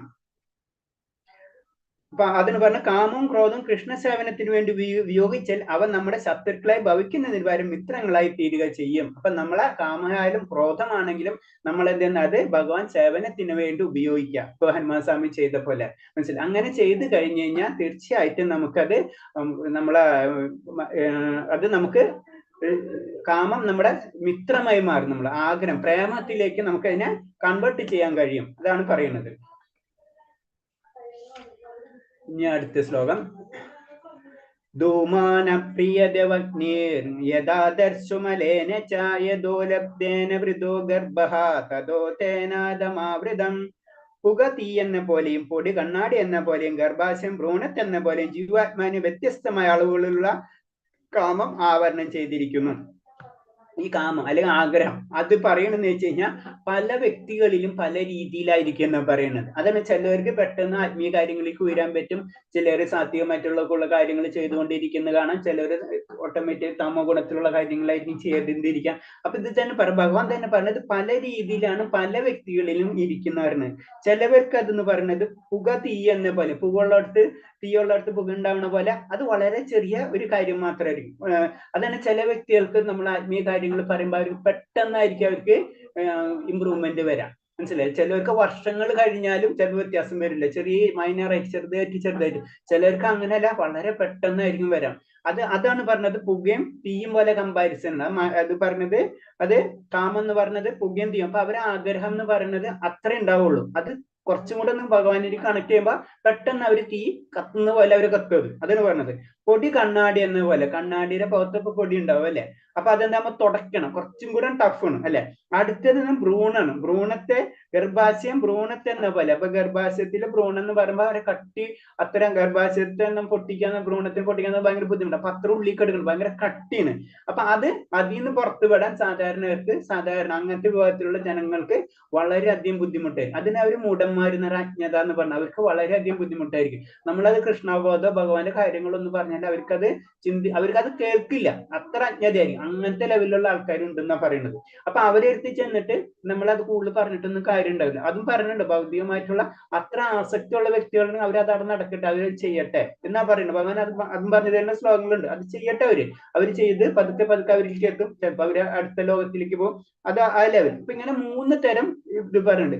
ഇതിൽ തന്നെ മനുഷ്യന്മാരല്ലാത്ത തന്നെ മൃഗങ്ങളെ പറ്റി പറയുമ്പോൾ ഈ ഫസ്റ്റ് പറയുന്നത് പുക തീ എന്ന് പറയുമ്പോൾ ജനറൽ ആയിട്ട് പറയുമ്പോൾ നമുക്കൊരു മനുഷ്യരുണ്ട്, മൃഗങ്ങളുണ്ട്. മൃഗങ്ങൾ എന്ന് പറഞ്ഞാൽ പക്ഷി മൃഗാദികളല്ലാതെ ഉണ്ട്, പിന്നെ മരങ്ങൾ, അങ്ങനെയാണല്ലോ അതിന്റെ വരുന്നത്. അപ്പൊ 3 സെക്ഷനിൽ പറയുമ്പോൾ ഇതില് ആദ്യത്തത് മനുഷ്യരെ പറയുന്നത് പുക തീ എന്ന പോലെയാണ്. കാരണം നമുക്ക് ഭഗവാൻ ഉണ്ടെന്ന് നമുക്കറിയാം അല്ലെ, കുറച്ചും കൂടെ കാര്യങ്ങൾ. പക്ഷെ മറ്റവർക്ക് അത് അറിയില്ല, പക്ഷി മൃഗാദികൾ. അപ്പൊ അവരെ താഴ്ത്തു, കുറച്ചും കൂടെ താഴ്ന്നു. അതുപോലെ തന്നെ മരങ്ങള്, സസ്യങ്ങൾ എന്നൊക്കെ പറയുമ്പോൾ അവർക്ക് അതിനെപ്പറ്റി ചിന്തിക്കാനുള്ള അവബോധം തന്നെ ഇല്ല. അത് നാം ഭ്രൂണത്തായിട്ട് കമ്പയർ ചെയ്യണം. അപ്പൊ 3 തരം. അത് മനുഷ്യന്മാരിൽ തന്നെ വീണ്ടും ഇതിന് 3ആയിട്ട് കൊടുത്തിട്ടുണ്ട്. കാരണം മനുഷ്യന്മാരിൽ തന്നെ ഇങ്ങനത്തുള്ള അവസ്ഥകൾ നമുക്ക് കാണാൻ പറ്റും. അപ്പൊ നമുക്ക് എന്താണ് അതെന്ന് പറഞ്ഞാൽ നമ്മളെ ജന്മത്തിന്റെ ലാസ്റ്റ് ജന്മം മനുഷ്യജന്മം എന്ന് പറയാൻ കാരണം നമ്മൾ 4 ലക്ഷം ജന്മങ്ങൾ ഇതിൽ കൂടെ ഒക്കെ കടന്നിട്ടാണ് നമ്മൾ മനുഷ്യജന്മത്തിൽ എത്തുന്നത്. അപ്പൊ നമുക്ക് വേണമെങ്കിൽ നമ്മൾ ഒരു തരത്തിൽ പറഞ്ഞ് നമ്മുടെ ആഗ്രഹങ്ങളെല്ലാം ഈ മൃഗത്തിന്റെ കാര്യത്തിൽ കൂടി ചെയ്ത് കഴിഞ്ഞ് നമ്മൾ ഓരോ മൃഗത്തിന് എടുത്തു കഴിഞ്ഞാൽ അവർക്കും ജനനുണ്ട്, മരണമുണ്ട്, അവർ കുട്ടികളുണ്ട്, അവർ സ്നേഹിക്കുന്നുണ്ട്, അവർ ബുദ്ധി ഉപയോഗിക്കുന്നുണ്ട്, അവർ ഭക്ഷണം കഴിക്കേണ്ടത് എല്ലാവരും ചെയ്തു പോരുന്നുണ്ട് അല്ലെ. പല ടേസ്റ്റുകൾ. ചില ജന്മത്തിൽ അവര് സിംഹമായിട്ടും, ചില ജന്മത്തിൽ അവര് വേറെ പശു, ഏത് ജന്മങ്ങൾ, അങ്ങനെയൊക്കെ പല ജന്മങ്ങൾ കടന്നുകൊണ്ട് എല്ലാ ടേസ്റ്റുകളും അവർ അനുഭവിച്ചതിന് ശേഷമാണ് വരുന്നത്. അത് അനുഭവിക്കണതാണ് ആ ഒരു ജീവാത്മാവാണ് അനുഭവിക്കുന്നത് അല്ലെ. ആ ജീവാത്മാവ് വീണ്ടും ലാസ്റ്റ് വരുന്ന മനുഷ്യജന്മം. അതിന് പറഞ്ഞ മനുഷ്യജന്മത്തിൽ എത്തിക്കഴിഞ്ഞു കഴിഞ്ഞാൽ വീണ്ടും പിറകെയിലുള്ള വാസനകൾ നമ്മൾക്ക് ഉണ്ടാവും. അത് നിർത്തണം. കാരണം ആ വാസനകളൊക്കെ നമ്മൾ അനുഭവിച്ചു കഴിഞ്ഞു. ഇനി നമുക്ക് അനുഭവിക്കാനില്ല. ഇനി അനുഭവിക്കാനുള്ളത് ഭഗവാന്റെ ഇത് തന്നെയാണ്. പക്ഷെ നമ്മൾ ആ വാസനകൾ കാരണം കൊണ്ടാണ് വീണ്ടും ഭൗതിക ജീവിതത്തിൽ വന്നിട്ട് ഇത് വീണ്ടും നമ്മൾ ഇങ്ങനെ ചെയ്തുകൊണ്ടിരിക്കുന്നത്. അതാണ് അതിന്റെ പ്രോബ്ലം. അപ്പൊ മനുഷ്യരെ സംബന്ധിച്ച് ഭഗവാനിലേക്ക് എത്താനുള്ള സാധ്യത വളരെ കൂടുതൽ. അതേപോലെ തന്നെ മനുഷ്യരിൽ തന്നെ 3 വിഭാഗം ഉണ്ടാകുമ്പോൾ അതിലേറ്റവും ടോപ്പ് ലെയർ ഇതാണ്. അടുത്ത ശ്ലോകം. ആവൃതം ജ്ഞാനമേധേന ജ്ഞാനിനോ നിത്യവൈരണം കാമരൂപേണ കൗന്ദേയ ദുഷ്പുരേണനലേനച്ച ഒരിക്കലും തൃപ്തിപ്പെടാനാവാത്ത തീ പോലെ ആളിക്കത്തുന്നത് നിത്യശത്രുമായ കാമത്തേക്കാൾ വിവേകശാലികളായ ജീവാത്മാട് വിശുദ്ധമായ അവബോധം ആവരണം ചെയ്യപ്പെട്ടിരിക്കുന്നു. അപ്പൊ ഇത് പറഞ്ഞത് നമ്മളെ ഭൗതിക ആഗ്രഹം എന്ന് പറഞ്ഞാൽ അത്ര തീ കൊടുത്ത പോലെയാണ് അത്ര. അപ്പൊ അതൊരിക്കലും നിൽക്കില്ല. അത് കാരണം വളരെയധികം നമ്മൾ ശ്രദ്ധിച്ചു പോകണം. കാരണം നമുക്കെല്ലാ ആഗ്രഹങ്ങൾ തീർത്തിട്ട് ഇനി ചെയ്യാൻ നമുക്ക് ഒരിക്കലും നടക്കില്ല. അതാണ് നമ്മൾ മരണാവസ്ഥയിൽ പോലും ആ വ്യക്തിയോട് ചോദിച്ചു കഴിഞ്ഞാൽ ആ വ്യക്തിക്ക് ആഗ്രഹങ്ങൾ ഒരിക്കലും തീർന്നിട്ടുണ്ടാവില്ല. അതിങ്ങനെ വീണ്ടും പോയിക്കൊണ്ടിരിക്കുകയാണ്. അപ്പൊ അത് നമ്മൾ ആദ്യം മനസ്സിലാവണം. നമ്മളെ കാമം അല്ലെ നമ്മളെ ആഗ്രഹങ്ങൾ ഒരിക്കലും നമുക്ക് മാറില്ല എന്നാണ് പറയുന്നത്. ഇന്ദ്രിയാണി മനോർബുദ്ധി അസത്തിഷ്ഠാനമുച്യതേ ഏതർവിമോഹദ്ദേശ ജ്ഞാനാവൃതദേഹിനം. ഇന്ദ്രിയങ്ങൾ, മനസ്സ്, ബുദ്ധി എന്നിവയാണ് കാമത്തിന്റെ ഇരിപ്പിടങ്ങൾ. അവയിൽ കൂടി കാമം യഥാർത്ഥ ജ്ഞാനത്തെ ആവരണം ചെയ്ത് ജീവസത്തയെ മോഹിപ്പിക്കുന്നു. ഇത് പറയണമെന്ന് വെച്ച് കഴിഞ്ഞാല് നമ്മള് ആത്മാവ് എപ്പോഴും പരമാനത്തെ ആണ് ആഗ്രഹിച്ചുകൊണ്ടിരിക്കുന്നത്. അതാണ് അന്വേഷിച്ചുകൊണ്ടിരിക്കുന്നത്. പക്ഷെ എന്താണ് ഈ ഇന്ദ്രിയങ്ങളും മനസ്സും ബുദ്ധിയും കൂടെ എന്താ ചെയ്യണാണ്? അതല്ല ആഗ്രഹം, അതല്ല ആനന്ദം, ഇതാണ് ആനന്ദം എന്ന് തെറ്റിദ്ധരിപ്പിക്കുകയാണ്. അങ്ങനെ തെറ്റിദ്ധരിച്ച് നമ്മൾ പോവണ്. അപ്പൊ തെറ്റിദ്ധരിച്ച് പോണ സമയത്ത് അപ്പൊ ആത്മാവ് ചിന്തിക്കുകയാണ് അതാണ് ആനന്ദം എന്ന് വെച്ച് പോകണം. പക്ഷെ എന്താ, നമ്മളെ വഴി തെറ്റിപ്പിക്കുന്നതാണ് ഇന്ദ്രിയങ്ങളും മനസ്സും ബുദ്ധിയും കൂടി. അതിന് ആരാണ്? ഭൗതിക പ്രകൃതി. അതാണ് ഇപ്പൊ നമ്മൾ ഇതിൽ ഫോട്ടോഗ്രാഫി കാണിക്കുമ്പോൾ ഇന്ദ്രിയങ്ങൾ എന്ന് പറയുമ്പോഴാണ് ഈ കുതിരകൾ അല്ലെ, കുതിരകളിൽ ആ ഇന്ദ്രിയങ്ങൾ കാണിച്ചിട്ട് മനസ്സെന്ന് പറഞ്ഞതായ ഞാണ്, പിന്നെ എന്താണ് ബുദ്ധി എന്ന് പറഞ്ഞത് സാരഥി, ഇത് തേരാളി, ജീവാത്മാവാണ് തേരാളി, ഈ ശരീരമാണ് അതാണ് ഈ ശരീരം. ഇങ്ങനെ ഇതിന്റെ കൺസെപ്റ്റ്. ഇതിന് ചുറ്റുപാടുള്ള ആ പ്രകൃതിയാണ് ശരിക്കും നമ്മൾ പറഞ്ഞത് സത്വ രജസ് ത്രിഗുണങ്ങൾ എന്ന് പറയുന്നത്. അപ്പൊ ത്രിഗുണങ്ങൾക്ക് അനുസരിച്ച് ഇന്ദ്രിയങ്ങൾ വർക്ക് ചെയ്യും. ആ ഇന്ദ്രിയങ്ങള് മനസ്സ് അതിനനുസരിച്ച് വർക്ക് ചെയ്യും, ബുദ്ധി അതിനനുസരിച്ച് വർക്ക് ചെയ്യും. അപ്പൊ എന്താണ്, ഈ രഥം തോന്നിയ പോലെ അങ്ങോട്ട് പോയിക്കൊണ്ടിരിക്കും. അപ്പൊ ആത്മാവ് വിചാരിക്കും അത് ശരിയാണെന്ന് വെച്ച് അതിലേക്ക് അങ്ങനെ പോയിക്കൊണ്ടിരിക്കണം. അതാണ് പറഞ്ഞത് ഒറിജിനൽ സത്യം എന്താണ്, ഇത് മൂടിക്കൊണ്ടിരിക്കും. അവയിൽ കൂടി കാമ യഥാർത്ഥ ജ്ഞാനത്തെ ആവരണം ചെയ്ത് ജീവസത്തയെ മോഹിപ്പിക്കും. അതാണ് സത്യം എന്ന് വിചാരിക്കണം. പോണ വഴി ശരിയാണെന്ന് ആത്മാവ് എപ്പോഴും ചിന്തിക്കുകയാണ്. പക്ഷെ അതല്ല ശരി. ആത്മാവിന് ഇത്തരം പവർ ഉണ്ട്. ഈ ഇന്ദ്രിയങ്ങളൊക്കെ നിയന്ത്രിക്കേണ്ടത് ആത്മാവാണെന്ന് എന്ന് മനസ്സിലാവണം. അന്നാണ് നമ്മൾ അതീന്ദ്രിയ അവസ്ഥയിലേക്ക് നമ്മൾ കടക്കാം. ഹരേ കൃഷ്ണ പ്രഭുജി. ഹരേ കൃഷ്ണ. പ്രഭുജി അടുത്ത ക്ലാസ് ഉണ്ട് പ്രഭുജി. ഹരേ കൃഷ്ണ. ഓഹോ, സ്ലോ ആയിപ്പോയല്ലേ. ഞാൻ ഇന്ന് തീർക്കാന്ന് വെച്ചാണല്ലോ. ഓക്കെ, ശരി മാതാജി. ഹരേ കൃഷ്ണ. നമുക്ക് നിർത്താം. ഹരേ കൃഷ്ണ പ്രഭുജി. ഹരേ കൃഷ്ണ. ഹരേ